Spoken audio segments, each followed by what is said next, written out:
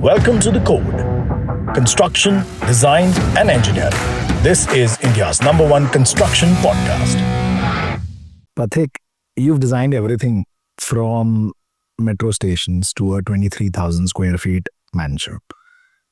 But if you could only design one last building in your life, what would it be and why? That's a difficult question, first of all. I don't think I've reached a stage where I've thought about this. Nobody thinks about it, even if they've reached the stage, by the way. But, well, if I have to, the only thing that comes to my mind is probably I would like to design a space for students to relax within a university campus, where the space is meant to do nothing. It is a space to just come and forget everything that you do in the campus, from studying to eating to meeting friends to some people can sit and gaze, some people can sit and meditate. But it's a space for nothing. But it should be within a university campus for the people who are aspiring to become something, study something. When you're wanting to do that for students, are you picturing architecture students? A subset of them, not only them. Okay. Not You're talking in campus in general. large campuses. There has to be so originally the library was an idea of that, but now over the years and over generations, library has become a place to study. Really? Peace in quiet. Library used to be something else. In terms of like a concept, you're saying. Yes. It used to be a place to unwind or Place to unwind, place to make you study or enable you to study. Now it has become a place to study. Oh, it basically used to take your mind off it. Maybe help you focus and concentrate and meditate. Better. So I would rather have that aspect back. This is one aspect I really need to look into. The history of how libraries. So Nalanda University had this. Yeah. There was a space. It had nothing. It had walls and it had a large tree in the middle. It was, of course, there were folklores attached to that tree. Yeah, of course. But it till date, nobody has given a name to that space. And it was almost in the center of the campus. That's one space you would love to design. Yeah. Very interesting. What's the one thing, talking about Nalanda and we're talking about Indian architecture right now. So what's the one thing that Indian architecture does brilliantly that the world needs to learn? And one thing we desperately in Indian architecture need to change? What we have historically, Indian architecture is absolutely fantastic in planning. Contextual planning, rather. So whether you build in north of India, whether you build in central India, whether you build in south of India, context of climate, context of people, context of culture is very, very relevant in architecture. Yeah. Which was fabulously and beautifully amalgamated in the architecture, Indian architecture, so to say. Yeah. Which we really need to hold back to. We're not holding it back as tightly as we should. And I think from there, the world has changed today. Climate is changing, culture is changing, people's aspirations are changing. And I think that change is not being grappled with as fast as it should in architecture. Interesting. We are jumping. So we're adapting, but we are not taking forward what was ours, which was immaculate, and readapting as per new. We are simply adapting the new. So we need to be able to blend both. Why do you think that's happening? Are we not cognizant enough of? I think there are a lot of other battles we are fighting. Okay.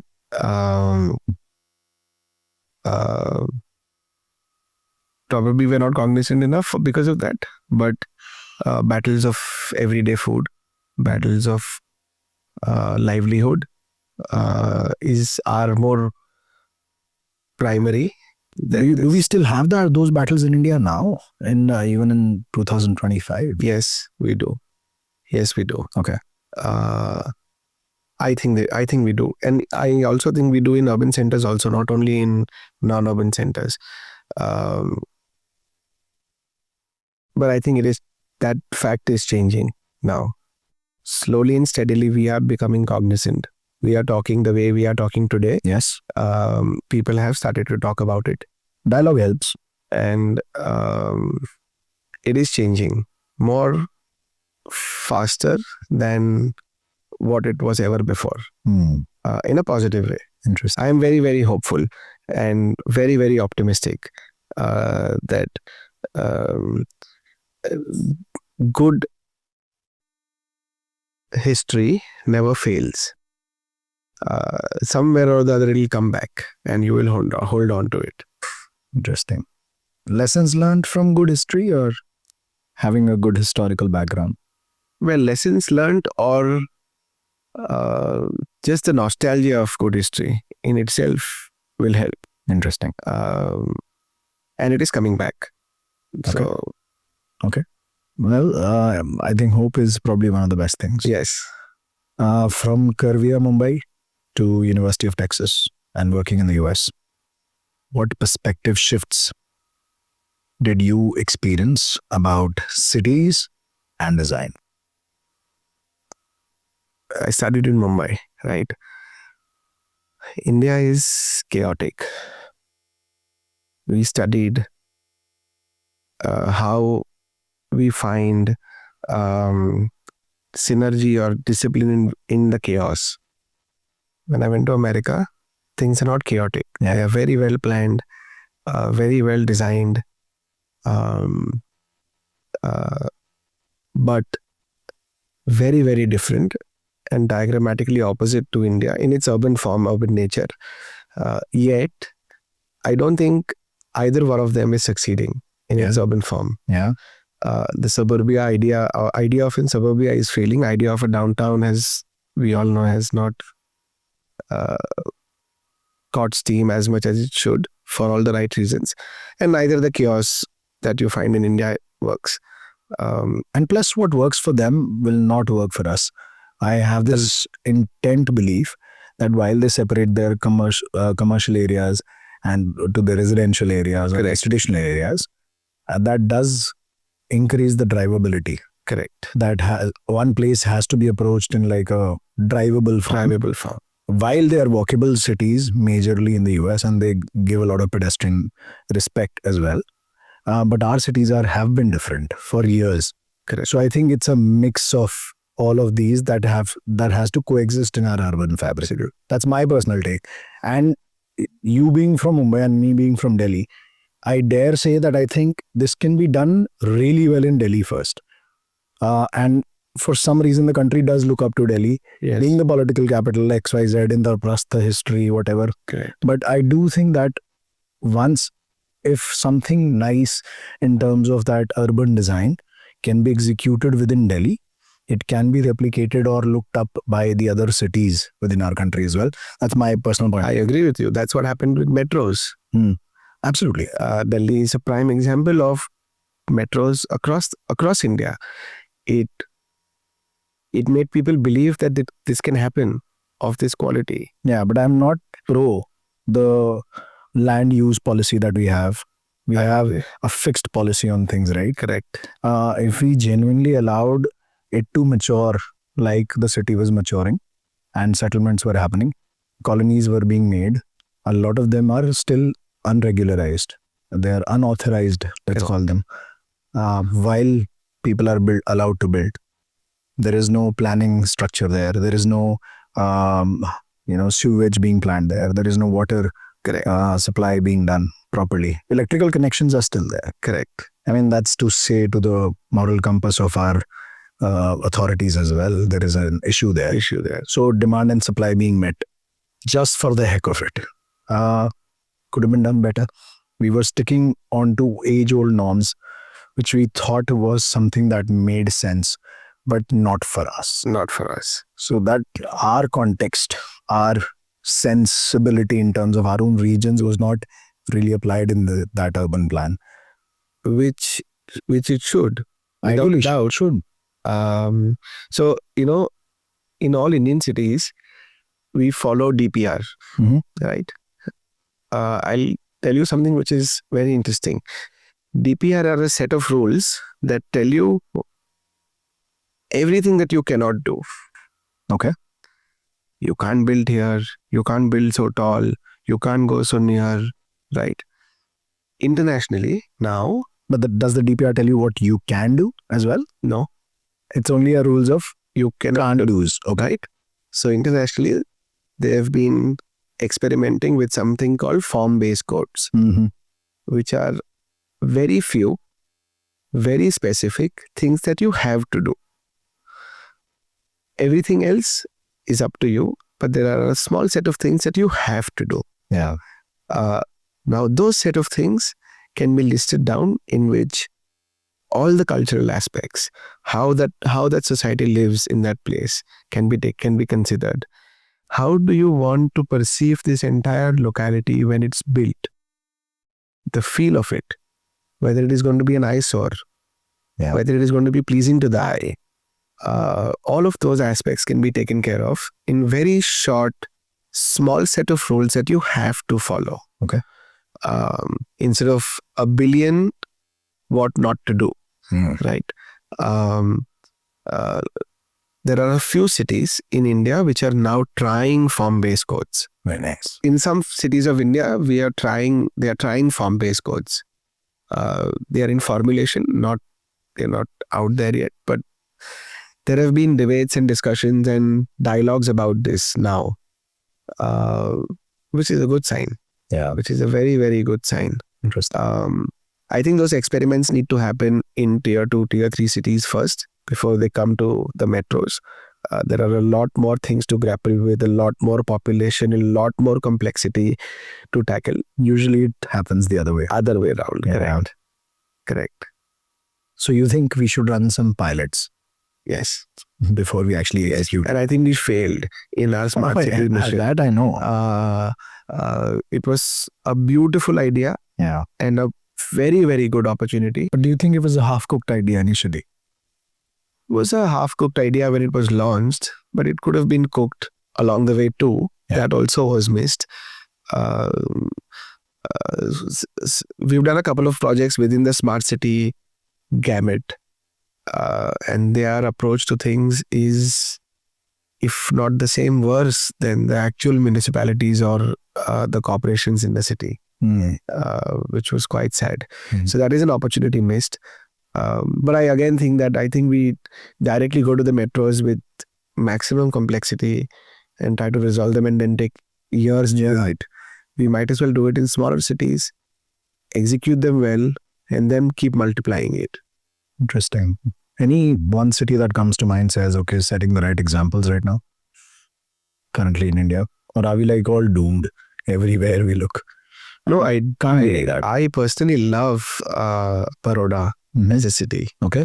I think it has got an opportunity to really become a model city.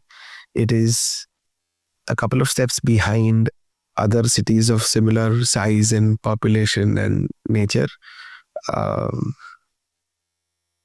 which is why it is in a perfect place to make sure that it doesn't fall into the same trap as all other cities have. Okay. And it is taking those steps now, Interesting. which is quite hopeful. Gujarat is inviting a lot of investment, right? Yes. Private and public. Private and public. So better days ahead, hopefully. Even while I say this, Ahmedabad is the most densely populated city in the country right now. So Ahmedabad, we are doing a lot of projects in Ahmedabad. Ahmedabad is probably now as close to Bombay or Delhi as a city can be. And this is, It's bustling. it's bustling, it's growing, and hence not the example to do a pilot project. Exactly. And that's exactly what's happening. Absolutely. A lot more investments going there. Correct. Of course, Jamnagar, other places, yes, but for different reasons. So with places like, let's say, Jamnagar or, Gandhinagar and all of that, those are places which are not yet in the gamut of financial inclusions. They are there on the map because of specific things. Correct. But places like Surat, Baroda and stuff, they are still within the same corridor of, when we say Mumbai, Delhi corridor, all of these cities come within that corridor. Yeah. So they are still within that financial corridor of freight, of business. And economics wise as well. Correct. So I'm quite hopeful of Baroda.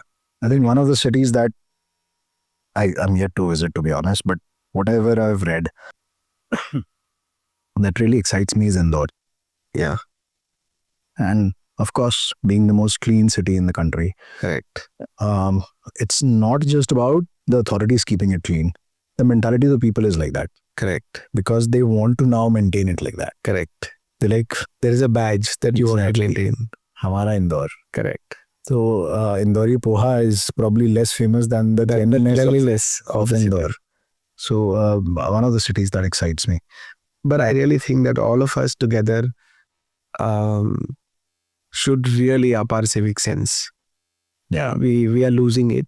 We are losing faster than we should. Aesthetic sense to improve ho gayi hamari. Aesthetic sense improve hui. You look at Instagram, or look at people's houses, aesthetics on point. But civic sense, we need coaching. We all need coaching on it. So I have a bad cough right now. Yeah. So last week I went to see a doctor. Same doctor my mother went to. And he looked at us and he told me very simply that the genetic code of your mother has been embedded in you. In order for you to live long, you have to leave Delhi. Leave India if possible. And like said, this is not possible. I work here. Work is worship. My life is here. My kids go to school here. Everything is here. My family is here. So it's not simple for me to do. Now, Saturday we saw him. Sunday we sat down as a family. And now we're discussing about different options of places within India that we can actually go to. Now options were given. Maybe a hill station. But then again, the challenges of a hill station and commute and sustaining a life there. Another option was given as Goa. I do a lot of door windows there. Work-wise, it was okay and Goa was fine. But then again, Goa being a party town for 6 months of the year and my kids going up there seems like a far place to think about. And frankly, infrastructurally, it is a joke right now. It is. And it is in a mess. Builders are building everywhere they want to. Correct. And good for them. I'm getting business as well. Thank you for building. But there is no real design to the place. There is no real planning to the place. It's just being designed. When we thought about MP, then we thought about Rajasthan, even Jaipur was considered. And I swear I could not really put the pin down on one place. So one of the reasons I'm asking you this question is also because of that. That if there was somebody who wanted to shift to a pure form of air quality or better form of water supply, or just like a healthier lifestyle within the northern Indian region, I'm sad to say there's hardly any that is. I can't. Where everything else works too. Yeah. Your children can go to school. Yeah. Where there is business, where there is connectivity for you to come back. And we are talking about a city, right? So a city life, which gives you that healthy aspect of your life. That's all. Delhi is a great city. No challenges here. Correct. Very happy living here. People are fine. Food is amazing. I think Delhi has the best food in the country. Really good socializing scenes. Great for business. Super for opportunities. Just one aspect. Health. And it's not failing. It's failing the worst. Correct. So our cities need to be, if that one aspect is cured, I think Delhi gives you all weathers. It gives you all flavors. It gives you all kind of people from around the country. Correct. So it's giving you everything. But the only way we can get this back is when we all start speaking up. Everybody does. No. Who's listening? I don't think we are speaking loud enough. There is no other way. I'll give you an example. I was in New York a month ago, maybe 20 days ago. In Midtown, there is a place called the High Line. Are you aware about it? No. So Highline was a freight corridor in the 1950s. It used to take food from one part of the town to large warehouses near the Hudson. And You was talking about through the 90s. through the 1960s, Mhm. that it died. There was no requirement of It was not required anymore. So there was no requirement of running freight across town, and that line was elevated. It used to cut across a lot of streets and avenues, and used to reach from one place to another. It was around 2.5 kilometers long.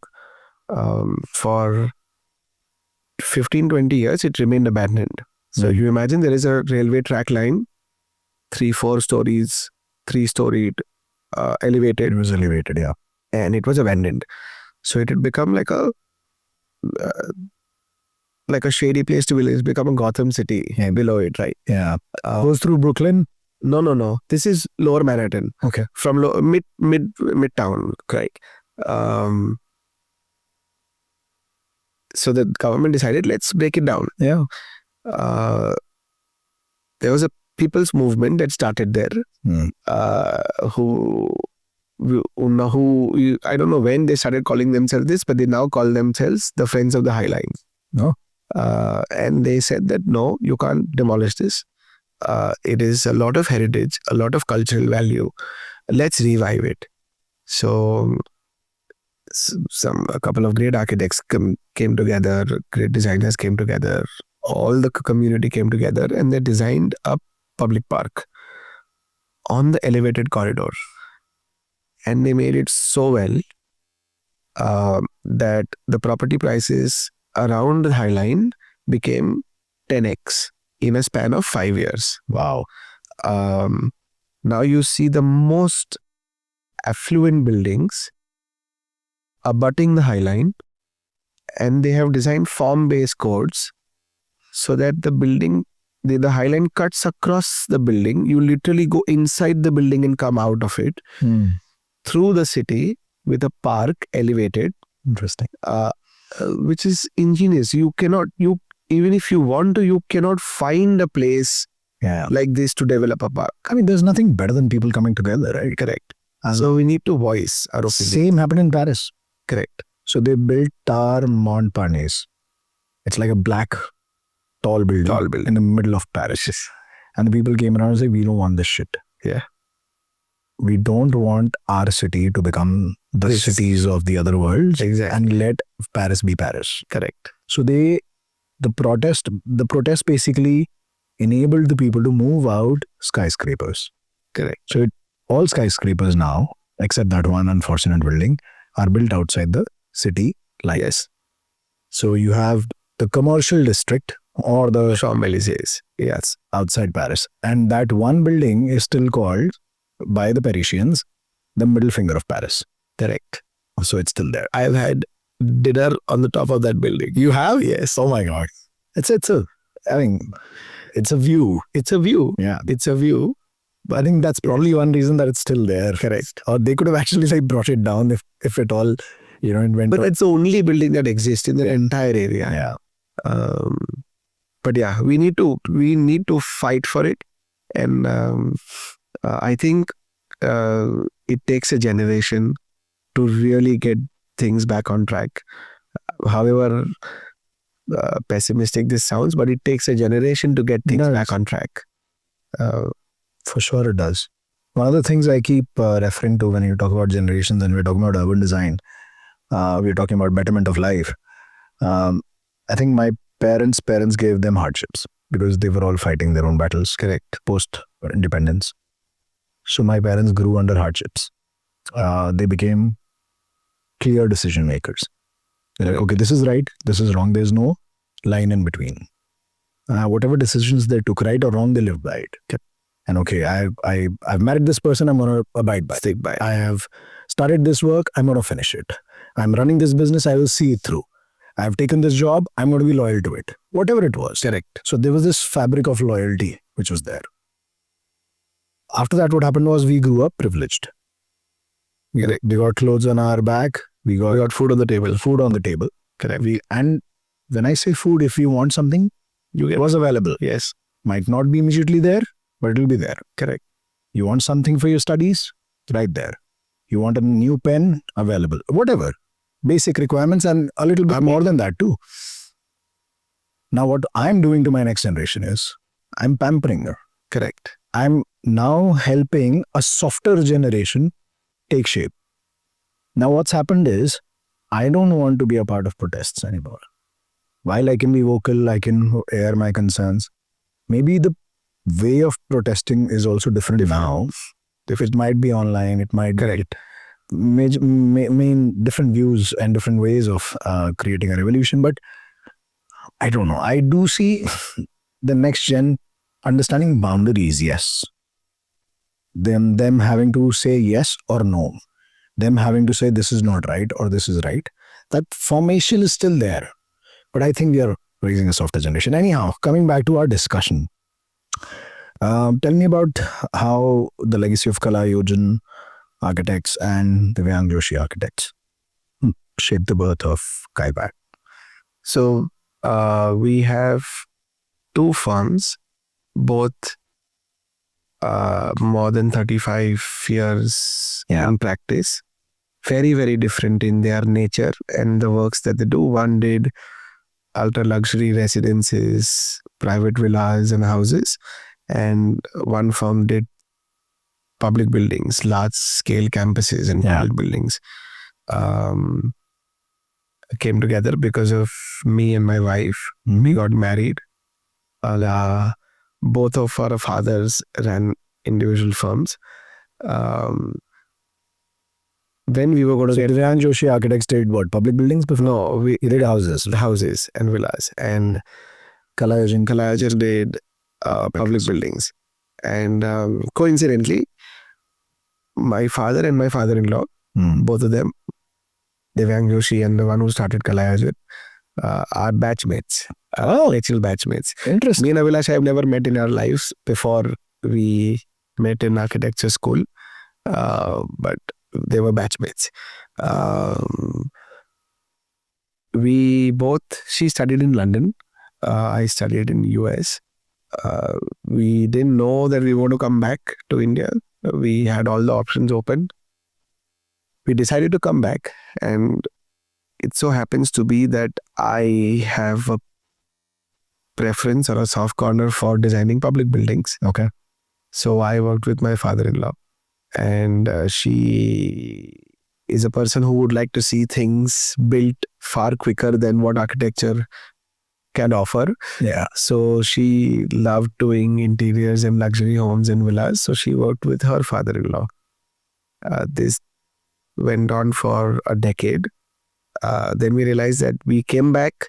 The purpose of coming back was to work together. And we've drifted away in doing what we like to do. But it's time to come back and to regroup, to start something together now. So now we have Kypad Design Office, which is KY is Kalayojan, P is Pathik Joshi, A is Abhilasha, and D is Divyang Joshi Architects. Interesting. So now we are all working together.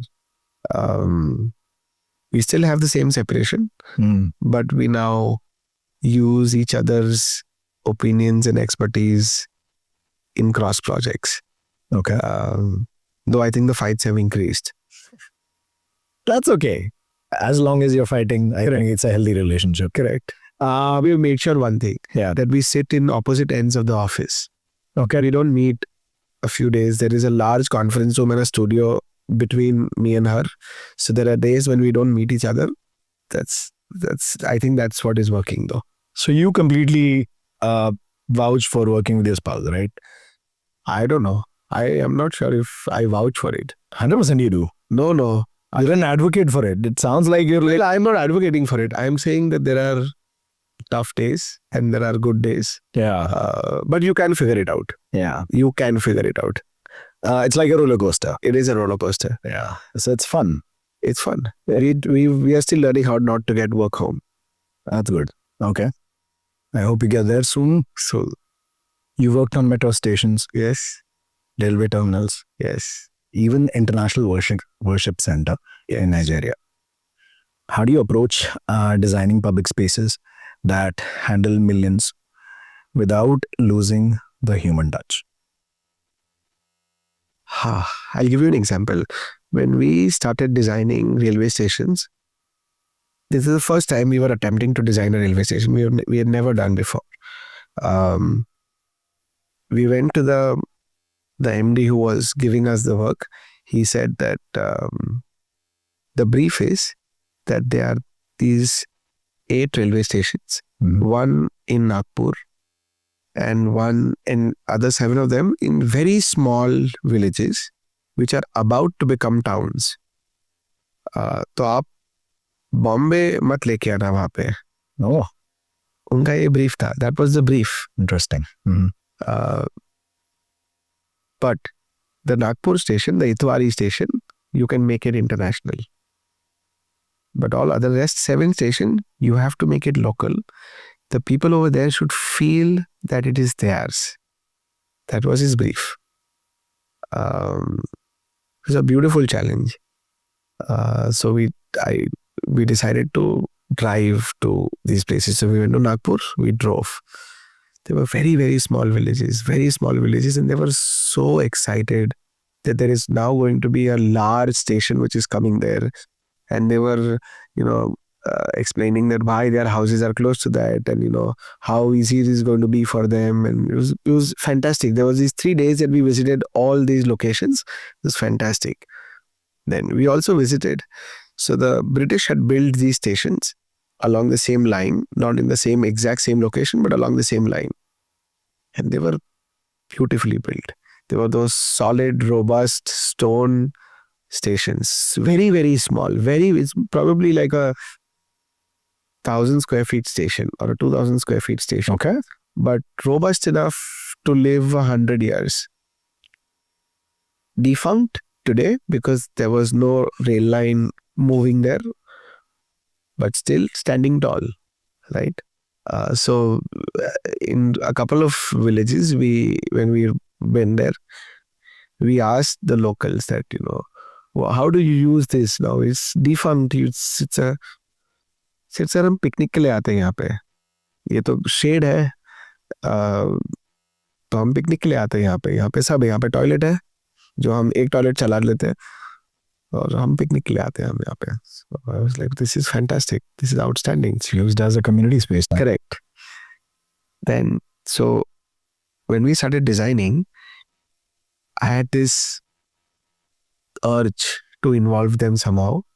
And though it's very difficult to get involved in architectural projects. So 3 out of the 7 stations we did over there, we actually designed an entire facade where all those villages came and painted on the walls. Oh. And it was an exercise to see. It was absolutely stunning and beautiful. Today, if an urban person goes there or a metro person goes there, you will probably comment on the quality of the drawing or how it could have been done better. But it was just beautiful. Now, to maintain that wall or that facade of that station, one of them was Digori. Digori is the name of the location.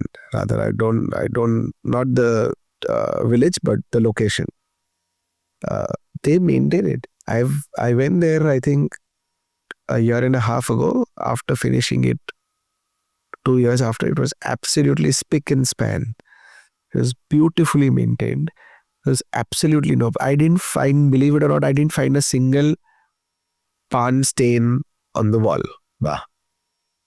This is outstanding. Yeah. So it is very important to interact with whom you are building. When we are building universities,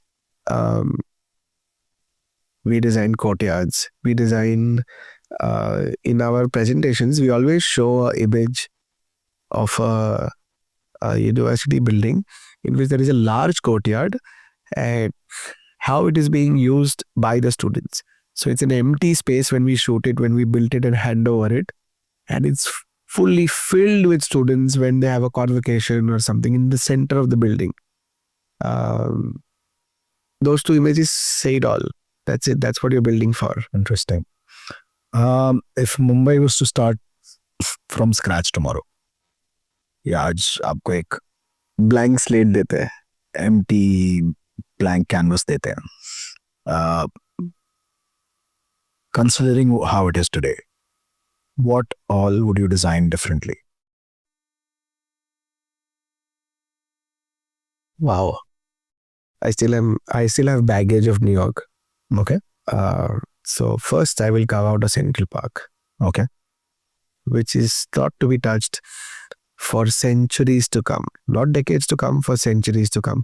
And Mumbai has a Central Park. Yeah. It has a Central Park. It needs preservation. It needs demarcation of it being a forest or a green. Is it falling prey to encroachments or something? It doesn't exist anymore. It doesn't exist anymore. So when you say it has a Central Park, as in it's not It big. used to have a Central Park. Okay. It's called Sanjay Gandhi National Park in the middle of the city. What's happening there now? We are building buildings. We are literally building buildings. I am very thankful to the activists in Delhi.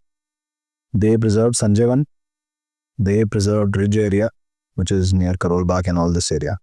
They have preserved, well, an extension of the Aravali Biodiversity Park we have, which is extending majorly at Gurgaon, but we have a extension of that Biodiversity Park near Vasantiyar and everywhere. So 2 roads, and you see green here, green here, green here, and huge. This is within South Delhi. No, we are not. So my angst of speaking up comes from there also, that we are not preserving it, and it's a lung of the city, which I will not only preserve. If I get a chance, we need to expand it. Do you have an idea how big the park was? I don't remember, honestly, but it's large enough of encompassing 3 suburbs of Bombay. Wow, it's that large. And it's a national park. It's a full-fledged national park. So there are a couple of very good ideas that Mumbai had, which are not being acknowledged or followed, or probably are forgotten now, which is the pocket parks of Mumbai. It was a beautiful idea that small sets of communities had pocket parks, which were probably not seen from the outside, from the main roads. If you enter a building, all buildings look onto a pocket park inside. So from the Juhu area to Dadar to Hindu colony area in Matunga, all of those areas had beautiful pocket parks, which require attention, which require renewal now, which I would love to. So I would if you give me a blank slate, I will demarcate pocket parks and I will demarcate the Central Park. Okay. Then I will demarcate the main thoroughfares and its connections. And whatever is left, we will then design the form-based codes. One of the things I miss whenever I go to Mumbai is that it's not walkable. Yes. I mean, I understand that there's a limitation of land, let's say, compared to the population density, but it needs to be. I mean, China has many cities like that, which are extremely densely populated. But they've created, I don't know, some kind of elevated roads. Yes. Elevated walkable paths, cycling paths. Yes. Everything that they've done. We are talking about cable cars now in cities, especially in cities in UP. Correct. We're looking at cable car transportation. I mean, walkable बना दो ना यार, मतलब अब एक इंसान 1 kilometre भी नहीं चलता है इंडिया में. You know, though I am optimistic, this is a sad state of affair. Yeah. There was a metro station, a new metro line Mumbai being made from inside of the Sanjay Gandhi National Park, called the Aqua line, all the way to BKC, all the way to Kolaba. So you can go from one end of the city to the other end of the city. To build that line in RA, which is inside Sanjay Gandhi National Park, in itself was contentious, but nonetheless it's built. the last mile connectivity to that place from an area called Filmistan, which is also probably abutting Sanjay Gandhi National Park. They are exploring the idea of having a cable car. And they're like, you're talking about 2 kilometers. Yeah. Just Make it a build walkable or make it build footpaths. Yeah. Build footpaths. And then to maintain that, And to maintain and then that. fair and Correct. employing people to do it. Exactly. So I'm really perplexed on who is the person thinking this through behind the scenes, and who is the person approving it.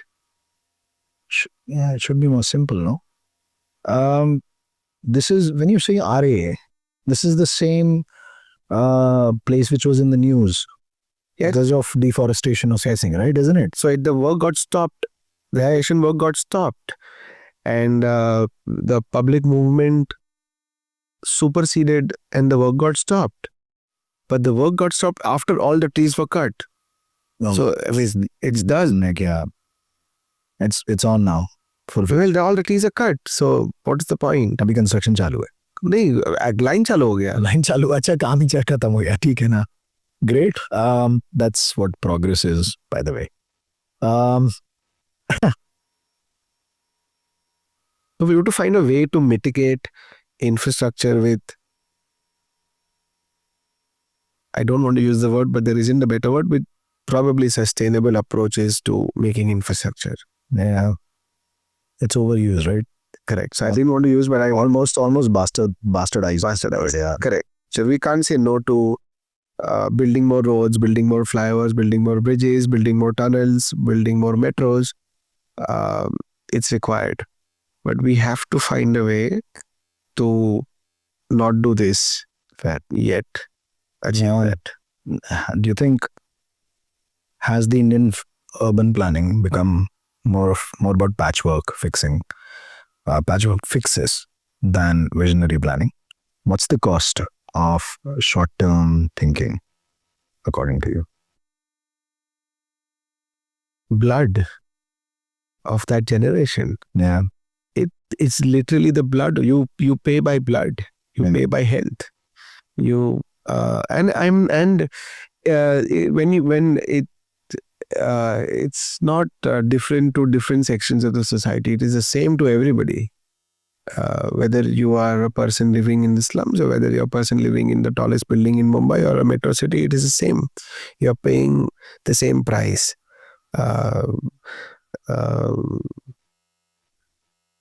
But long-term thinking requires persistence, vision, and more importantly,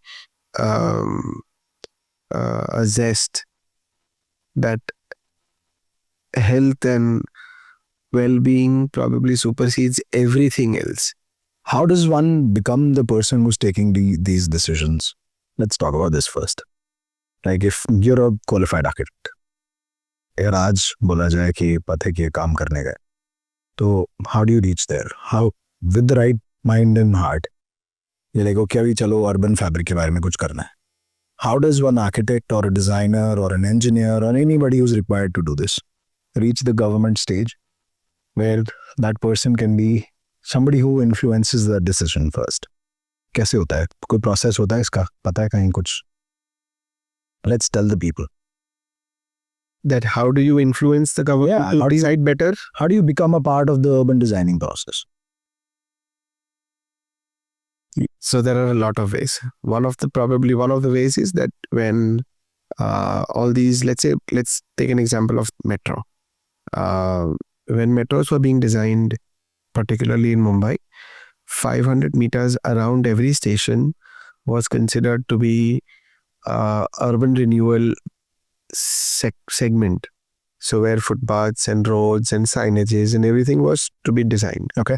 And it had a couple of stations and a couple of, not stations, but whatever, a couple of lines had open competitions where you could give your ideas and you could really pitch what you intend to do.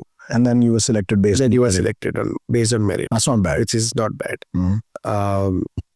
There were a couple of competitions to design roads and streets. Mm-hmm. Which there were some competitions to design public toilets. So there are some far few, should be far more in number, but there are some great opportunities that come by every now and then. Okay, for you to, and the pre-qualification isn't very heavy. Okay, it doesn't require seniority, it doesn't require years of experience, it doesn't require anything. It requires very basic, minimal stuff. So even a fresh graduate architect can apply. Okay. This is one. This is one Competitions. This is one way. Next. The other way is to pitch your ideas to a secretary or a cadre level person. This would be the municipal organizations? Municipal. Through your local ward MLA.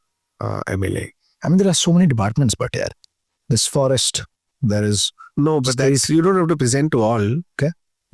Let's say you present to your MLA of that ward that this is what you intend to do in this area. Okay. He will call for a meeting with everybody involved for you to present it further. Okay. So you can approach your elected member basically in that area. Yes. And saying this is what is required to be done in our area to make life better. Yes. Very interesting. Yes. They in fact also have a budget allotted to them for their ward for urban renewal. Very interesting. Okay. And this is pan-India. I mean, it's not just specific to one city. No, this is pan-India. Probably another way to do this is that you can create a lot of hype through journalism. Okay. You can document things, you can showcase things. And nowadays it's easier than ever. Easier than ever, correct. If the idea has merit. Correct. But chances of it going viral is very easy. Yeah. Very probable rather. Yeah. And you run good PR around it. Correct. You build a good narrative around it and pitch it to the government maybe in that way. Nothing wrong. Correct. So that probably these are the ways that you should do it. But and hope that a good idea gets picked up. Hope is always the... Not only picked up, is executed. Executed. That's executed. It gets picked up. Execution mein atak jata hai. Interesting. You blended... let me talk about a couple of projects now. Okay. मुझे पता है आपको घर बनाने से ज़्यादा अच्छा public spaces अच्छी लगती हैं, बट हम घर के बारे में बात करें अभी फिलहाल. और ये घर 53rd फ्लोर पे था, Kalayojan building. Correct. Now you blended Western, and this is called the DM residence. Yes. You blended Western practicality with Eastern aesthetics for this project called DM residence. How do you decide which cultural elements to keep and which to adapt? Okay. Particularly for this project, it was very special to us. So this project is for somebody who has lived in America for 20 years of their life. Their family was living in America. They decided to move back to India. They were the family who hosted me when I went to US for the first time. Mm-hmm. So I lived with them. I landed and I actually stayed with them. Then I moved out and I got a place to myself and whatever. So there was an emotional connection there. This is when you went to Texas? Yes. So I stayed with them. Okay, nice. Then they decided to move back. When they decided to move back, I was very, very surprised. Why are they? Because they were quite settled there. What they missed is the Indianness in a home, in a society, in their social interactions, and that's what they continuously said. So when we started designing their house, having a non-contemporary but a very Indian touch to the overall aesthetic was the underlying sentiment that we decided to follow. But in this case, we knew the clients well. We didn't have to ask them anything. We knew them. Why are they coming back? What do they intend to do? What do they want in their house? I also knew their US house well. And I knew what they didn't like about it, what they liked about it. Interesting. So it was a great journey, a fairly easy journey. But having an Indian sense in the overall house was very, very important and probably drove the project. One of the most important things was that we were told that we were supposed to use this frame of a god, overwhelming size, in the house, and they already had the frame, and we were not so keen on using it. It didn't fit. It didn't fit in. Wanting that was okay, but that particular frame was not fitting in. So we eventually painted the entire image of the god on a end of the corridor, by hand painted by an artist on site. And we didn't tell the client. I told them that we are doing something. This is the cost, but just leave it up to us, and you see when it is done. And I think that is what is so gripping in that project, that if you enter the house, the first thing that your eyes will catch is that. And everybody's happy. We are happy that is aesthetically it is blending in, and they're happy that they got What they wanted. In a different form, but in a it's different fair. form. Yeah. There was an element in that house, which was the flippable wooden cane swing. Was it a functional choice or a cultural nod, or was it both? I'm not sure if it was a cultural nod. Could be. Subconsciously, a lot of things work. But Boss Bombay, optimization of square foot is driving everything. They wanted a swing with a lot of resistance from our side, but they wanted a swing. Probably again cultural, and they always had it in their Indian home and stuff like that. But so we did a swing, but it had to cater to the living and the dining. So that was a driving force. We actually didn't want back. We wanted the original Indian swing with just the base. Yeah. So you could, really relate both sides. But when they insisted on having a back, then the only choice was flippable. So Interesting. Okay. My mother's been wanting a swing in this house. You should. And I can't live in a house without a swing. How is that possible? I cannot live in a house without a swing. I don't mind. I'll go to the extent of saying I don't mind having a swing in my cabin across my desk. Oh. No problem. Wow. What is it that it means to you then? Having a swing, or like... So I can't, I've realized that through growing up, I can't think when I'm stationary. So either I have to walk, or if I'm on a swing, I'm okay. So it's your meditative space. It's a meditative, correct. It helps you focus. Correct. I was born and brought up on a swing, so to say. I had a great swing in my house, so I used to study on it, sleep on it, eat on it. Interesting. So now you can't. So you have that ability to that, yeah. Yeah. It's the equivalent of our bachpan wale tastes. Correct. Maa ke haath ka parantha hai. I don't know, something. That if you come to my house, which I invite you to, we have a swing in the living room, because I will not move to this house if there is no swing. Let's say that I come home from work and there are guests at home. Somebody is sitting on the swing. I don't know where to sit, so I simply go in my bedroom. Oh God! And everybody in my house tells them that please, interesting to sit there. So okay, so you have a clear affinity to it. Clear.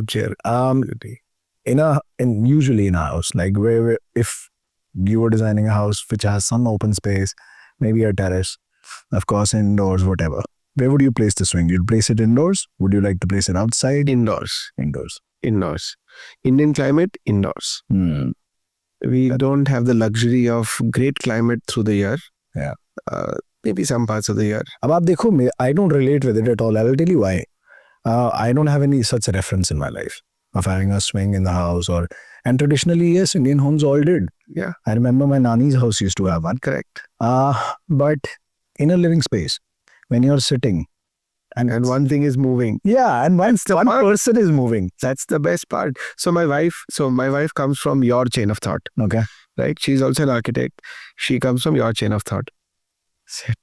मेरा सिर हिल जाएगा. It's distracting, isn't it? Continuously moving. Yeah. It's been 15 years now, and she's like, "This is it. I love it. This is how it should be." Okay.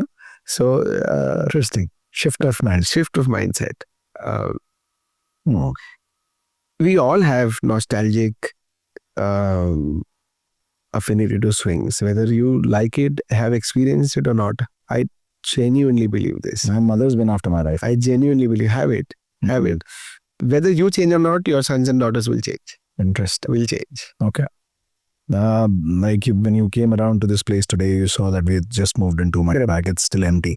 Correct. So maybe in the living room, Please put a swing. it'll be interesting. Okay. I'll take that one bit for you today.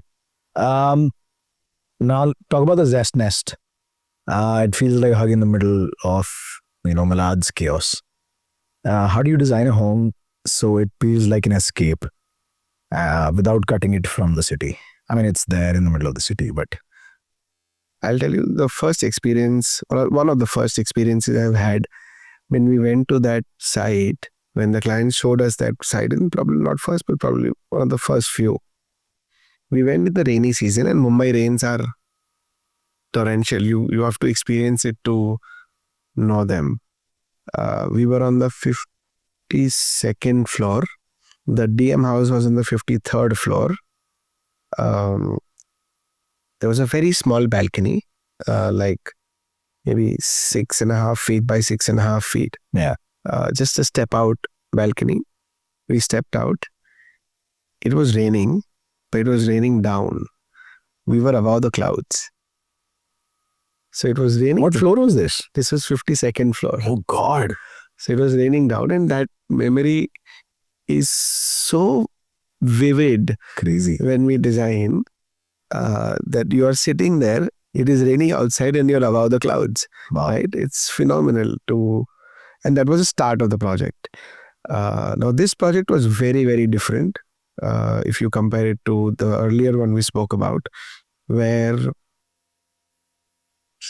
they had all the Indian cultural references in the house or in all their houses till now. Now they wanted something very, very contemporary. They were done and dusted with it. So they wanted something very, very contemporary. It was a family of 4, very artistic in nature. Their daughter was involved in theater. Their son was a musician trying to work with his father in a factory, but a DJ, so to say, and doing good in that rather. So the family was quite artistic in their approach to aesthetics and design.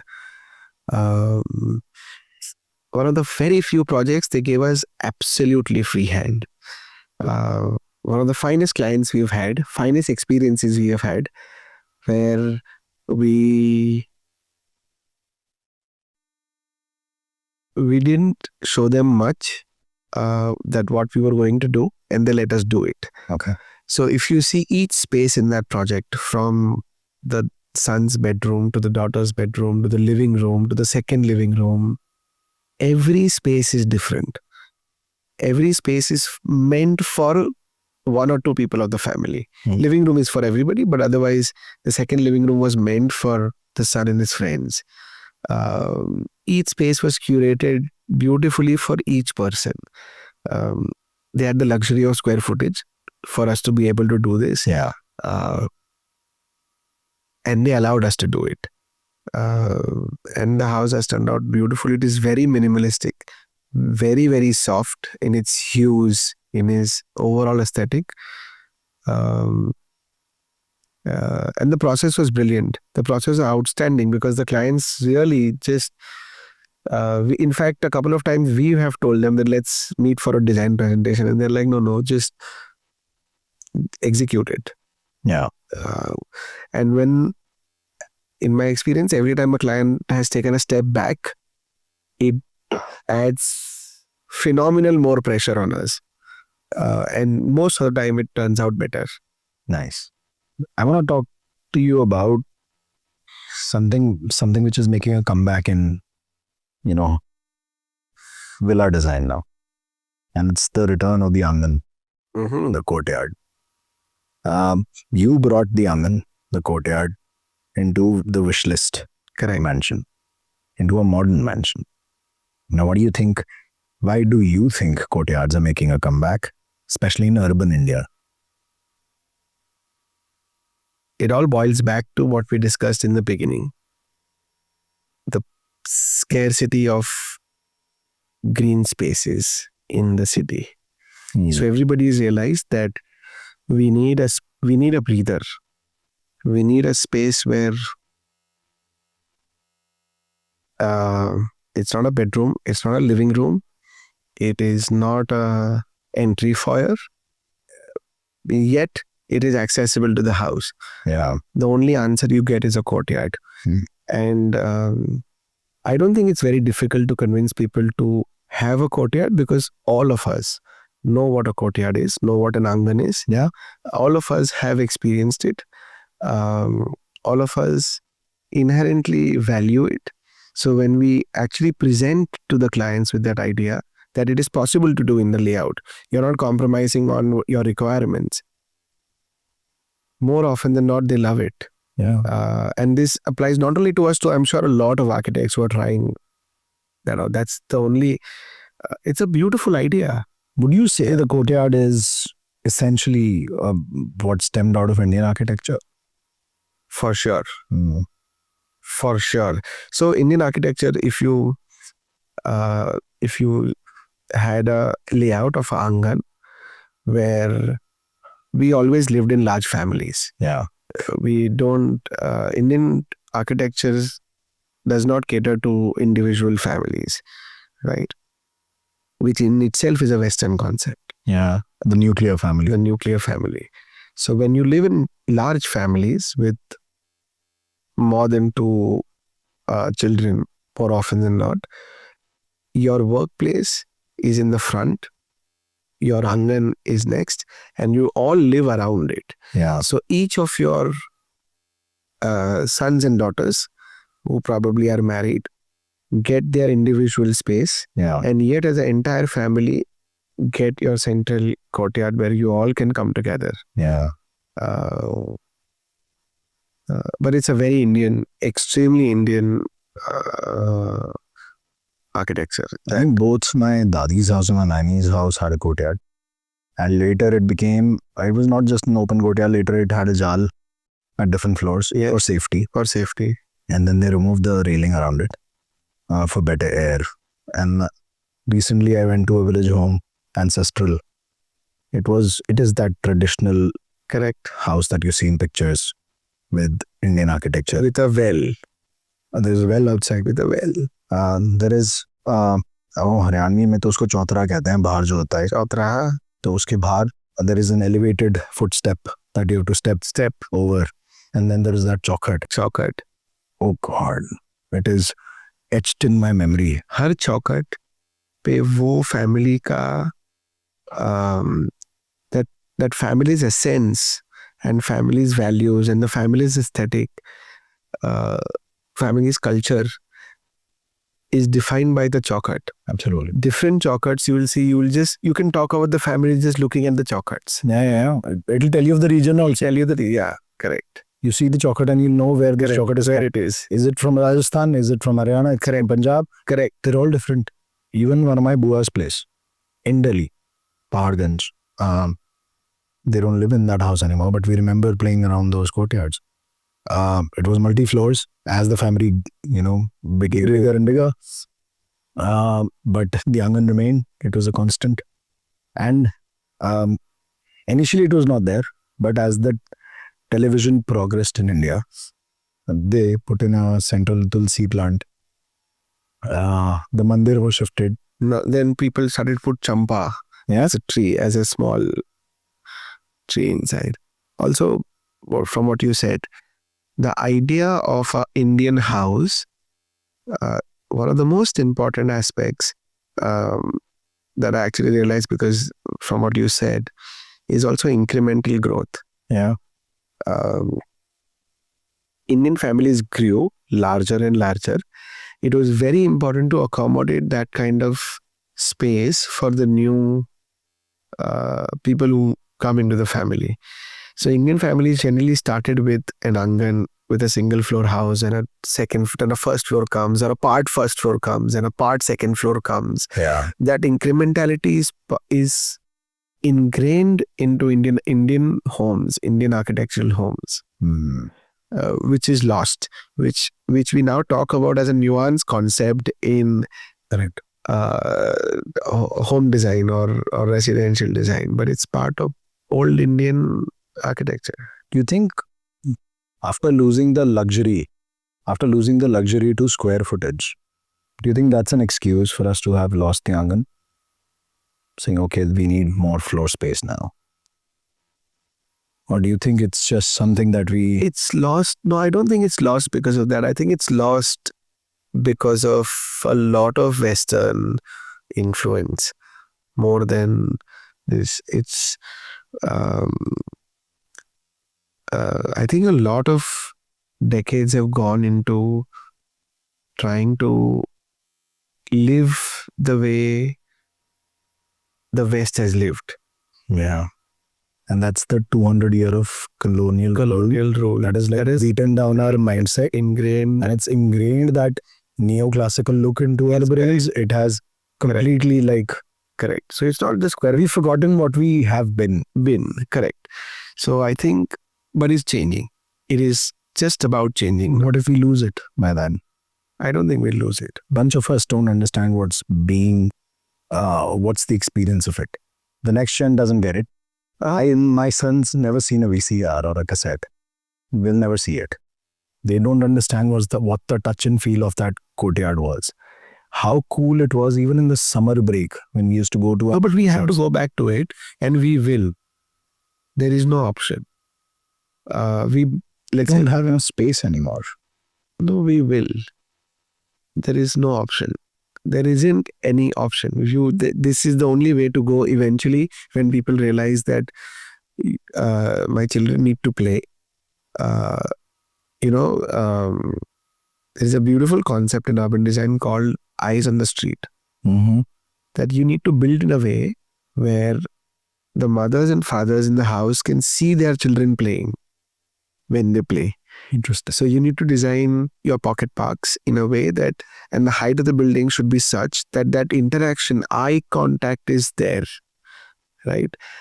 The moment society becomes more affluent, starts realizing that we've missed this, that is the only way to go.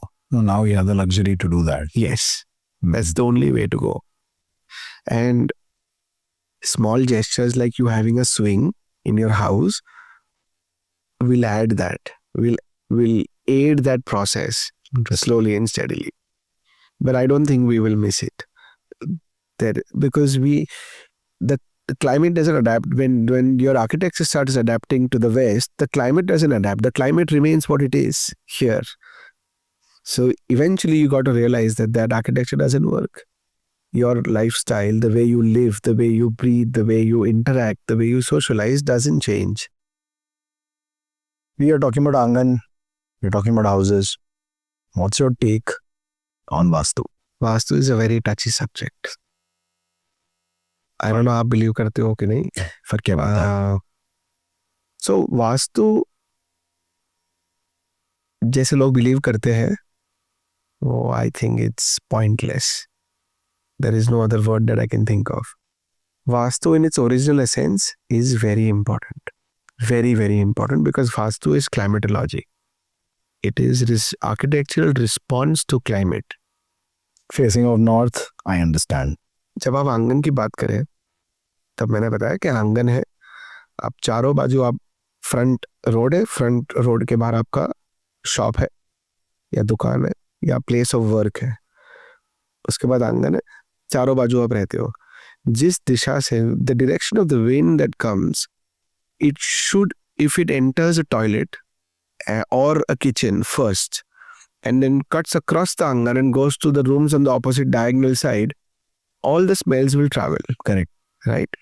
That shouldn't happen. So it's said that please put your toilets in this direction so that the wind takes the smell of the toilets, hits the smell of the toilets last. So it goes outside the house. Interesting. Put your kitchen in this direction so that when you come in the morning, the first ray of the sun cleanses your kitchen, right? When you get up, what you should see, should you see sunrise? Should you see sunset? That dictates architecture, that dictates life, that dictates livability. अब आप ये concept लेके 50 माले की building, 50-story tower if you make, where it's all about fitting in the square footage, nothing is aligned, nothing is, and you apply the same concept here, it's absolutely pointless. Yeah. Right? But Vastu is an emotion now. It's not logic. It's a religion now. It started with logic and a very, very strong logic. Right? The place of worship, where it should be located in the house, is important because when somebody goes to worship, somebody's daily ritual of getting up, going, using the toilet, getting ready and going to work, in that process, when does a person go to the temple? Before they get ready or after they get ready, right? So the chronology of spaces should be such that the temple is just before the place of work. Right? If you apply that concept in an apartment, which is nothing to do with climate, it's pointless, but it's an emotion. Interesting. So you think Vastu fits better for bigger spaces? Plans rather than Vastu individual flats? fits better. Can I use climatology as a word? Yeah. Climatology fits better when you are building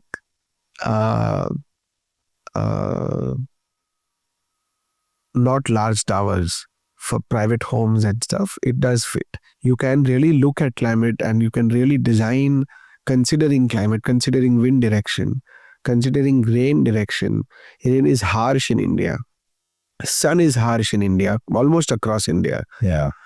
So the kind of chhajjas you have, the deep windows you need, is very, very important and should be addressed.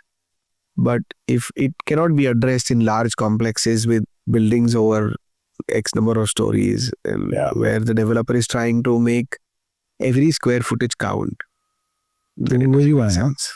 I think real estate agents have taught Vastu a lot more to people, of course, than anyone else. And they're like, yeah, north facing अच्छा होता है, south facing खराब होता है, east facing. पर वास्तु को feng shui बना दिया है. Yeah. That's the problem. Feng shui को feng shui रखो ना, कि अब use this color. Correct. Use this plant, you know. Can I give you an example? Yeah, please. Sorry. Yeah. We were designing a university in Dubai. It's not an architectural project, it was an interior project. It was a large campus, a 10,000 square feet campus.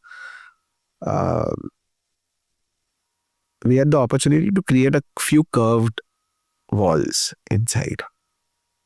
There was a Vastu consultant and he said that, sir, curved walls तो वास्तु में बिल्कुल allowed ही नहीं होती है. यहाँ के बच्चे जो भी पढ़ेगा यहाँ पे, everybody is never going to succeed in their life if you design something like this. So this is absolutely not allowed. How can you even suggest something like this? So I said, boss, in the best of the institutes that we have built and the best of the institutes that exist across the world, there can be curved walls. Yeah. So he said, no, I don't agree. So I said, can you name an institute which according to you is good? So he said, IIT Bombay, Harvard. So I said, okay. I will send you examples of these 2 institutes which have got curved walls. Are you okay? So he said, no, not possible. So I said, we will search right away and we'll send you. So my team searched a couple of images from these 2 campuses and sent it shared it on the meeting. So he said, yes, but not necessary that every student who studies in this succeeds. If they wouldn't have made it like this, they would have succeeded better. So I said, boss, if you're questioning the Harvards and the IITs, which you themselves yourself chose. Ourselves chose, then I don't know what to say. But so it has become feng shui. It has become tarot card. It's become faith. Correct. It's got nothing to do with logic anymore. I think, and faith in logic somehow. And I did argue with him that Vastu was logic, sir. If you would have told me that you've blocked a window which should open, that is the direction of the wind, and we shouldn't have done this in the plan, I would have changed the entire plan. And I would have said, we stand corrected, we will change it. But yeah, it's become faith. You got an email from a prince of Nigeria, right? About a project? Not prince. We got an email from a representative of the governor of Nigeria. I know I'm joking, but that's what you thought first. Yes. That it was one of those mails. It's one of those mails. It was a scam. Tell us a story. It was a scam. So we got a... this was just right after I came back from America, and we just started to work in India. And we got an email from an unknown email ID from Nigeria saying that, hey guys, we're looking for architects and urban planners and designers who can design a lot of infrastructure projects in our city. Would you be interested? And it's very short and sweet mail. We actually joked about it that, hey, this is a scam. But somebody in my team told me that, sir, let's reply. What will we lose? So I said, okay, let's reply. So they said that a lot of infra works like bridges, rail, flyovers, metros, roads have to be designed. So we listed down everything that a city possibly can have, a 8-10 pointer list. And we emailed them saying that, what out of this do you really want to design? Because we are architects, we can't design roads. So they said, some of it or all of it, we don't know. Okay, very vague. Very, very vague. And we were sure that it's a scam. So we didn't reply. This went on for a couple of months. We got 2-3 follow-up emails from them. Then we picked up the phone and spoke to them. Then we realized that, oh, this is not a scam. This is somebody really trying to find somebody who can design large parts of the city. And it so happens to be, it's a long story, but so happens to be that we ended up literally designing a city, literally designing the expansion of a capital city in Nigeria. Wow. Yeah. So that's where you got the project for designing the city, the spaces around it, urban fabric of the city in a way. But there was a Christian worship center, International Christian Worship Center. How did that come about? And because that it doesn't look like a church, it doesn't look like anything.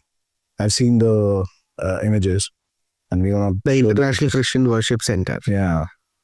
So we were designing the city called Uyo. It was a capital city for the state Akwa Ibom in Nigeria, in southeast Nigeria. Mm-hmm. We got an email from, so then we were in the process of designing the city. It was a couple of years that a lot of work had done and was done, and we presented, and it was ongoing. And we got an email from them saying that, hey guys, can you design a church which is better than the Temple of Solomon in Brazil? And it has to fit 10,000 people. And they actually wrote in inverted commas that it had to have a wow factor. That was the brief. That was the brief. When we asked a couple of questions to them that what kind of church would this be, and please tell us the location of the site, we got an email back saying that it's an interdenominational church. So all sects of Christianity are allowed to go there and would go there. We were not allowed to use any symbology, anything related to Christ or Mother Mary or any of those things. Only thing we were supposed to use is the cross. And so we started researching about the church and how it should be. And So they didn't want it to look like a church. So that's where I'm coming to. So now church is the only religious building across religions that probably we know of. I may be wrong, but from whatever research we have done, is highly experimented. Okay. So temples need to be in a certain way. Yeah, there are Or rules around it. derasas need to be in a certain way. All religious buildings need to be in a certain way. Church is an example where it is the most experimented religious building. After a lot of to and fro, we first of all, we send them a design fee proposal, which they didn't accept. And they said that, no, this is too high a fee proposal. And said, all right, we're not going to design. And that's it. We continued the work on the city planning. Yeah. In the middle, we had some time with the team. So we did an SK project in the team of designing this church. And we developed 2 options and kept it. We were happy about what we did, and it just re-energized all of us. And we kept it in the back burner and continued with our work. In one of the meetings, they actually asked us maybe around 6 months later that, hey guys, have you done anything at all for this? So we said, you didn't accept the fee proposal. We have done something, but we have not sent it because we won't do it for free, to be very honest, right? After a lot of coaxing from their side in the meeting, we actually showed them the images, and they were blown away. To the extent that we shut the meeting and they called us. They said that, guys, you have to send us these images. We need to show this to the governor. And a beautiful journey started from there. Of everything, of trying to take the work away from us to giving us the work finally. Okay. And now it's built. Tell me the story about how the work was going to go away from you. So we showed the images. They loved it. They called us there. We had long meetings. And then for 1.5 years, everything was silent. There was no response. There was nothing. So we thought that probably they have the images, they can make it. And which is exactly why we were refraining from giving it to them in the first place. But we had German contractors called Julius Berger who were awarded the work to construct it. They actually really tried very, very hard to get their affiliated German architects into the picture and stuff like that. But the lucky part was that we showed them the form of the building, which was complicated in itself. It was a 3-dimensional form. But they didn't know the layout of it in the inside of the building. What you guys had worked out for. Yes, inside. We didn't share the layouts. Right. So they couldn't figure out how to make a layout in that form because the governor just was hell-bent on having that form. Interesting. Luckily, the minister under which this project was going to be executed was an architect himself. And all kudos to him that he actually told the governor that if you want the original design, you have to go to the original designers. That's where after 1.5 years, they came back to us, the fees were negotiated, the contract was signed and it was given to us. It took 6 years to build the church, but it's built now. Interesting. And it's an icon in itself. Interesting. So you worked with Germans on the project then? We worked with Germans on the project. That's smart. With all the German ego. With all the German ego. Yeah. Do you think that the German engineering superiority also flows over to their architectural superiority, if at all there is any? Of course. It took a couple of physical meetings in a span of 6 months to them to accept that an architectural firm from India are the principal architects. We are sending the drawings and they have to follow.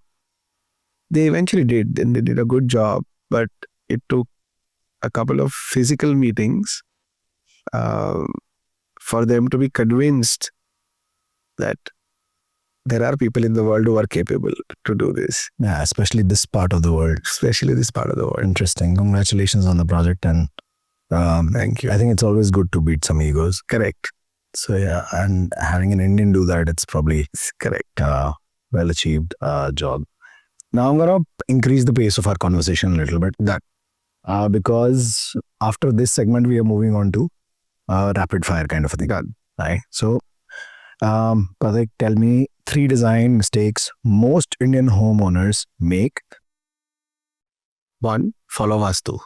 Go ahead. Second, get involved more than required. Mm-hmm. Step back. Be clear in what you want. Be clear in your requirements. That's it. That's your job. That's Very it. interesting. Believe in the people you choose. Okay, so having trust on the partners that you've actually selected and letting them do their jobs. Right. And make sure that the monetary commitments are met. Okay. You will get a good output. But the other side's also there now. What? There are people within our industry who are not very professional, who are, for the lack of a better word, also they're corrupt also. They're not. So some I'll add people- a 4th point. Yes, please. Select a good architect. Choose well. Choose well. I'll give you an example. Selecting an architect for your home is like selecting a family doctor. Mhm. Your family doctor knows your history. You don't have to explain your family history to that doctor when you go to for a problem, right? And you can't keep changing a family doctor. You have to get married to him, right? So choose an architect, choose your partner the way you select your family doctor. Take your time, but once you decide, put complete trust. Should you choose a doctor or an architect who's been a lifelong friend? Sure. Doesn't risk spoiling of relationships? It does, but I think so. I work with a lot of very, very close friends of mine, and I'm very clear. That's because you're high on commitment and they're also high on commitment, right? And I'm very, very clear. So if you're clear, Values are aligned. it's all right. Fair. I am a very traditional person in my mindset. I don't like to work with friends and family. I rather have them as friends or have them as family. Be it business, be it any professional space. I don't like to overlap them. And if there is an overlap, then the rules need to be set right at the very Day one. Correct. क्योंकि boss this is this, इसमें तो देख भाई गाली गलौज भी होगी, Correct. बिल्कुल. ये धंधा है, और इसके बाहर देख तू मेरा भाई है, Correct. पर उसके बाहर फिर अपन ये डिस्कस नहीं करेंगे. So this needs to be said in as clear way, in as clear words as possible. No, so for example, we are working for one of my closest friends. We are building their house in Bangalore. So they went to, I'll tell you the story. They went to a couple of architects. They bought a very nice house. Before buying it, they showed us, we were discussing as friends. Of course, yeah. Then they went to a couple of architects and whatever. And he used to send me things that, this is what they've sent to you. If you have any comments, give me so I can, I can be better equipped to tell them. Trust your opinion. Which is fair. Yeah. So I started reviewing those things, and I realized in the middle of reviewing it that I don't know where to stop. Should I tell this? Should I not tell this? Yeah, exactly. Will it be overstepping? I don't know. That's where my problem is. So I called him up. Yeah. I said, I'll name him also. His name is Tapan. He's a very, very close friend of mine. I called him. I said, Tapan, I can't comment. Because if I comment, and the way I'm commenting, the other person will know that somebody is behind you. You will not be able to say this. The moment that person realizes that, he will not give in his 100% because he will have incest. Absolutely. So I'm not doing this. Yeah, there's no win here. So then he said that, dude, what do I do? I mean, I don't know what to do here. I don't know what to comment. And you're telling me this. So I said, the only way is I do it, right? But if I do it, I will tell you as a friend, step back, right? It's sam, dam, dan, bhet. You have to step back. Yeah. He said, okay, done. So I said, okay. Before I say done, I'll ask Abhilasha, my wife and partner, that we're all close friends. So she said, yes, done. So I spoke to her. She said, of course we were meant to do it. I was waiting for this day. I knew everything that you guys were discussing, and I knew it would come to this. So of course we are doing it. And it's halfway through, and it's a beautiful process. There has been absolutely no problem. They have been more involved than I would like any client to be. But that's where you are cutting that line and saying, Correct. go for it. This is it. Yeah, And I said, you said it. You said your piece. I have understood it. Please enjoy your life. if someone's building their dream home in India today, what should they spend more money on than they are doing right now? And what should they save money on than they are splurging currently on? They should spend money on the land. Okay, better location. And they should save on all the imported marbles and ultra luxury Italian furniture that we get, stuff like that. We use a lot of Italian marble. We use a lot of those furniture. But if you really ask me, you should save on that. We have a lot of dying artisans in India, really dying. Probably in the next 10 years, 15 years, we will not have them. No next generation is joining them. We should really try and promote them. We should really have aspirations to give them work to. I'm not even saying that we'll compromise in quality. The quality is fab. Let's name a few artisans. What kind of work? That's somebody who makes a sofa, somebody who makes an armchair, right? Somebody who does the civil work, our Indian stones are exquisite. Yeah. Right? We should know how to use them. You should like that aesthetic. I could not find somebody to do a beautiful terrazzo in white cement for this house. So you get tiles, which are terrazzo tiles. And they don't do justice. They look horrible. I'm sorry. Correct. So I tell my clients, if we do original, there will be cracks. Yeah. Right? But it's the nature of the material. You should enjoy the cracks. It does not look bad. You should enjoy the cracks. And I tell them that in your village house, most of them have one. There will be a screeding floor.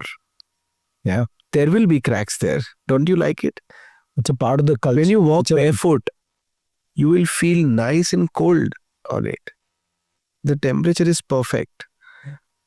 But that skill is dying. I don't think we are building for ourselves anymore. Yeah. I think we're building to show it off to the other. To show it off. To show. I mean, we worked hard for that money, but still. Okay. But land is what you should spend on.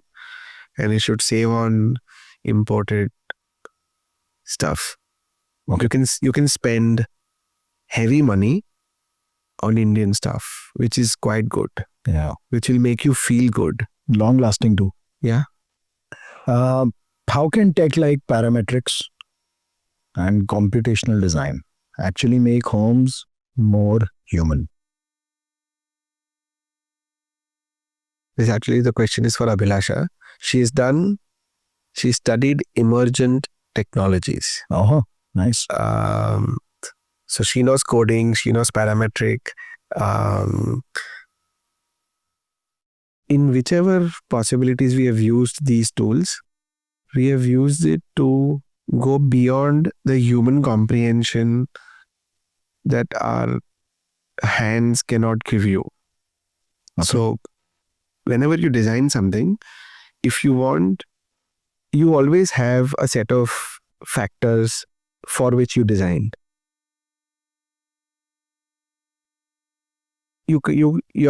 no human can give you 50,000 outputs from the same factors, from the same requirements, right? For whatever logic that comes out of you, it is still 1, 2, 3, 5 iterations. But if you want innumerable iterations out of the same requirements, you need those. You need coding. And coding is nothing but bettering and more clearer requirements. Okay. So in every, from designing that bookshelf, to designing a house, to layout of the house, to selecting land, if you can be more and more clear of your requirements, you can code it. If you can code it, you will get multiple answers. Okay. Interesting. And it's very, very helpful a lot of times. Okay. You were talking about Indian cities. Will our future cities feel more like Dubai or Copenhagen? Or do you think there'll be something uniquely Indian?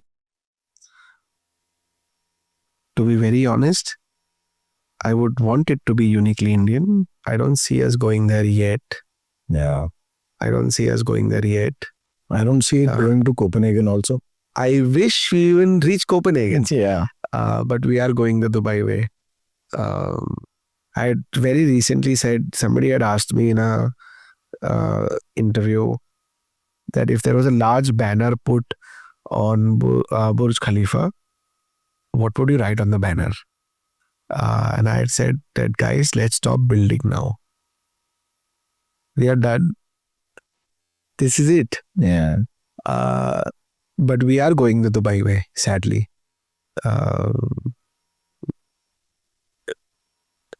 I think urban centers will definitely go the Dubai way, but a lot of urbanites will miss the Indian way, and hence the entire generation that wanted to come to urban centers will move back to wanting to go back to the tier 2, tier 3 and villages of India.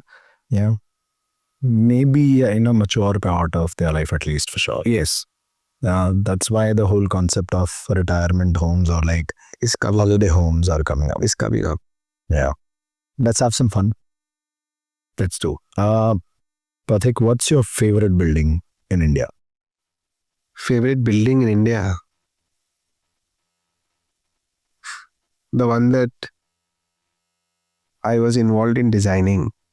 School of Planning and Architecture in Vijayawada, the main building. Oh, nice. That's designed by a firm called Mobile Offices by Shantanu Poreddy and Manisha Agarwal. And I was one of the few who got a chance to be a part of that building. I think it's fabulous. Interesting. That would be fun to see. A city that you think is underrated in India right now? Baroda. All right. Any specific reason why? I think there are parts of Baroda which are absolutely stunning and very humane yet. Wow. Not, though it's urban, but it's still humane. It's not gone the Dubai way yet. Which direction is it taking though currently, in your opinion? It's not taking the Dubai direction. Okay. It's taking the more original Indian planning direction. I think you like Delhi better than Mumbai then. Yeah, I think so too. Yeah. My only problem is your air. Yeah, that's my problem too. We have been discussing in my family, for better health, if you have to shift somewhere, किधर जाओगे India में? नहीं, पर मुंबई का तो the only reason Mumbai is surviving is because of the ocean on all three sides, and the replacement of air that happens because of it. Otherwise, we were the same. Yeah, or worse. Or worse, yeah. One architectural trend you wish would disappear? Use of glass on building facades. Oh, for sure. We don't need it. We absolutely don't need. We need to shade from the sun. We don't need the sun to come inside the house. Interesting. When you're in Copenhagen, you need glass buildings because sun comes out far less often. And when it does, you need to feel when you're working, when you're sleeping, when you're eating in your house, you need the sun to come inside. But in India, it's a hot climate. We need to shade from the sun. So I dare say this. I manufacture doors and windows, UPVC and aluminum both. The evolution of the window product within India has nothing to do with India anymore. Correct. So the traditional Indian window was an iron window or a stone window, then turned into a wooden window, which had a jali palla, and then it had a grill in the center or whatever it was, and it had those shoot bolts, and it would just. I understand while it has those air gaps, but some people used to sleep better in it because of the ventilation that it gave you overnight. Now came the feeling that I need to insulate myself of any kind of sound outside. It needs to be weatherproof. Correct. By the way, those windows lasted like generations. The ones that we were building before. And are still being resold after the building's dismantles and being used in heritage properties. Correct. And they don't go anywhere. Correct. The shisham ka lakdi that you used to get lives for like forever. That lakdi will live forever. People will perish. Correct. But we were not happy with it. So because we wanted to try something cooler, so we went on to importing plastic like UPVC within the country, and I'm manufacturing it and I'm selling it. While it's completely recyclable, there's nothing wrong in it. But it gave you a glass door. Yes. It gave you a glass window, and it increased the use of glass within your facade as well. Yes. Even in your homes. Now, I'm not talking about a glass building. I'm talking about the leverage of the glass itself. It's gone up. Correct. And even railings now, we are using that glass. Correct. So what's happening is glass will allow heat of any kind. Correct. And these glasses burst also because of compression and decompression. Bunch of things happen, but it looks premium. Because when you put the right light onto it, looks premium because we've been conditioned to make it. That's what's premium to us. And when you put the right light onto it, it just like sparkles or whatever. So, I mean, I get it, but maybe we need to, as fabricators or manufacturers, also think in that direction now. Correct. Louvers are being used in Europe. Yeah, I know. And not in India. Not in India anymore. And it was an Indian aesthetic. It's an Indian aesthetic. It's an Indian concept, I dare say. The jalis that we used to put. वो cement की जाली लगती थी घर में. Correct. और वो ventilation भी दे रही है. सब दे रही है. और उसके ऊपर बस एक परछत्ती है, बारिश का पानी भी नहीं आता. कुछ नहीं आ रहा है उसमें. And it was amazing. I remember my house used to have that, the house I grew up in. But these are a current situation. Wish I can change that. I hope even I can, as a product manufacturer as well. Minimalism or maximalism? Both. Come on. That's neither here or there. Yeah, both. So depending on the project. Depending on the person. Depending on your client. Yes. Okay. So what they want or what's their... Not what they want, who they are. Oh, who they are? Who they are in the sense? ये define करो. Who they are in the sense? What is their personality like? Not what societal status they are. That's not what I mean. I mean what personality they have. Okay, if somebody was as flamboyant as Karan Johar, then what? If you were to do Karan Johar's house? I don't know. I need to know him personally. Oh, okay. So the TV screen personality might be different than the actual person. Interesting. Because home is very personal. Correct. That makes sense. Dream project location for you today in India?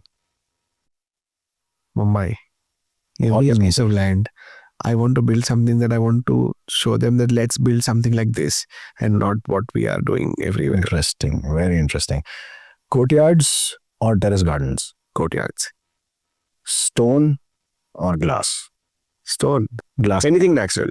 Anything natural. Public projects or private luxury homes?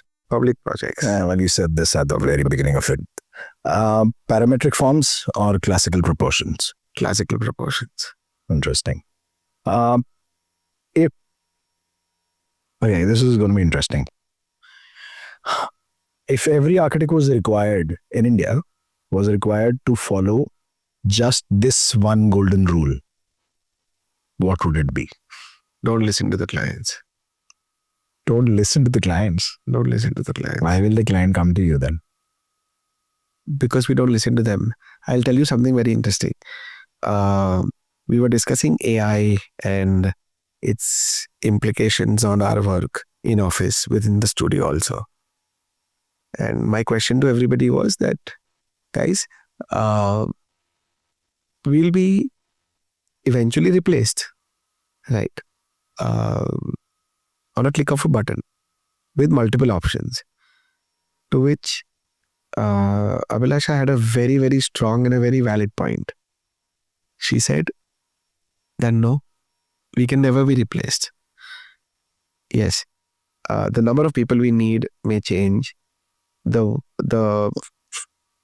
fastness of work may change, but we can never be replaced because the computer can do everything for you and give you options once you tell the computer what do you want. No clients know what they want.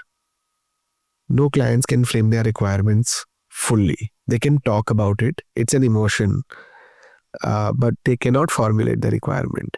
And unless you are very clear with your input, you don't have an output. So to take an emotion, to create a requirement out of it, and then to give you an output catering to that emotion, humans cannot be replaced. Interesting. Sometimes the betterment of life or the way they live, or what was the term you used? You curate their lifestyle. Sometimes betterment for them means ultra luxury. Sure. Then so it's a game of aspirations also, right? It's part of it. Part of it. Not what I mean, for example, curate their lifestyle. I also mean curate their day. Where will they sleep? How will they get up? Where will they go? What will they step on? What will they smell first? What will they see first? So you can use the best of the Italian marbles. You can use the best of the Indian marbles. But when you start addressing these aspects to a client, you have upgraded their... So tell me from the timeline of being awarded the project till the handing over.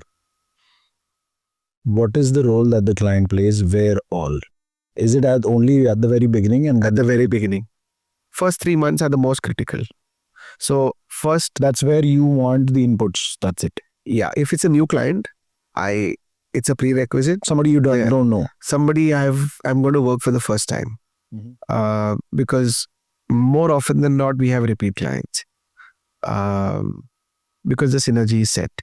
But if it's a new client, I highly recommend we should go on a break together to start the project for a day, 2 day, 3 day break, where everything the client will have no involvement from our side on what is to be done, where to go, what to do, they choose everything, including the schedule of the day. If we can chill, we can hike, we can have cups of tea, we can talk, we can do whatever you decide. That genuinely helps us to understand the client fully, the person the client is. And then it's all about we understanding that and giving it back. That's interesting. So you want to really understand your client well. Yeah. Without that, I can't design that initial phase. And then you don't want to talk to them at all. Yeah. It's like, okay, abhi mere ko apna kaam. So in the second half of the project, clients are not allowed on site. Oh. They cannot come to site. Till when? Till I say it's handed over. Don't they get anxiety? They get anxiety. They keep calling, I'm so anxious, Pathik. You're not allowing us on site. Can we please go? My mother wants to see. My father wants to see. My sister has come from here or whatever. And so maybe some I allowed, maybe. But otherwise, it's not. You go to site, my contractors will lock the door. And my clients tell me, Pathik, it's my property. I have bloody bought it. And you're making me feel as if I have to ask permission to go to my own place. So I said, correct. But you can't go. In the second half of the project, you cannot go. Interesting. How many times do you face backlash for it? Multiple times. देखिए कोई बात नहीं अपन बेशर्म है अपन देख लेंगे अपन जो भी घर बैठ complete this sentence. Indian cities in 2050 will be ... I hope not like Dubai. I hope they are walkable cities. Dubai is walkable. I hope they are... What? Dubai is walkable. Dubai is not walkable. No, from this building to the shop next door. Dubai is not walkable. Well, you can e-scooty. Well, You can, what's those? so I wish they are walkable cities. They're segwayable. Segwayable, walkable. Let's make it walkable. Let's make it more playful. Let's make the streets for children rather than cars. And I hope by 2050, which is probably a generation away, we achieve that. I think there is one deterrent in that. I dare say this. It is the difference between the generations that are to follow, and the generation that you and I are, and the generation before us. So उनकी mentality और mindset बहुत different था. Correct. आपका और मेरा बहुत different है. Correct. और मेरे next generation का बहुत different है. Correct. अब हम सबकी aspirations अपने बचपन से जुड़ी हुई हैं. Correct. So what you are saying is, while music to my ears, Not music to theirs. no, they're like, Papa, what are you even talking about? We play online now. We don't want to meet that. Being social is such a big job. My 10-year-old daughter I know. tells me these things today. No, but the thing is that because there is a paucity of those things not being there, they don't know what it is like.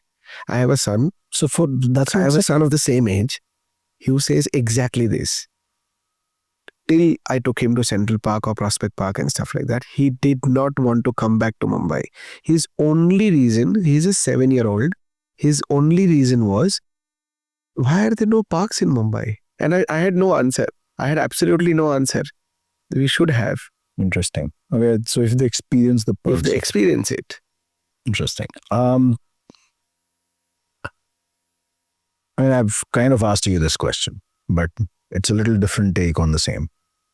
We're talking about parks in the city. If there was one part of Mumbai currently today, one part that you visit often, or that you see, that you could redesign, even if it's a nukkad corner chai stall, what would it be?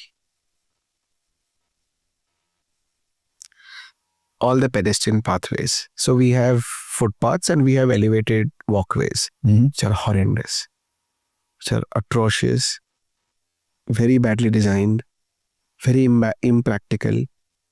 I would really like to redesign those footpaths and those walkways better. Do you think we hide behind the population of our country as an excuse? Yes. Or do you really think a heavy population is a problem, firstly? Because I genuinely don't think that it's a problem. I think if we are more, we can do more. That's the mindset I have. No, but it's also about the economics. So, again, I'll give you an example of New York, right? New York has, let's compare New York to Bombay, right? Similar densely populated, but no, New York, well, in certain areas, yes, but overall, if you see, New York has half the population, right? 15 times the budget. Yeah. And 6 times the area. When you have 15 times the budget and half the populations, per person is 30 times the budget. Correct. Right? We're talking about 1/30th less money.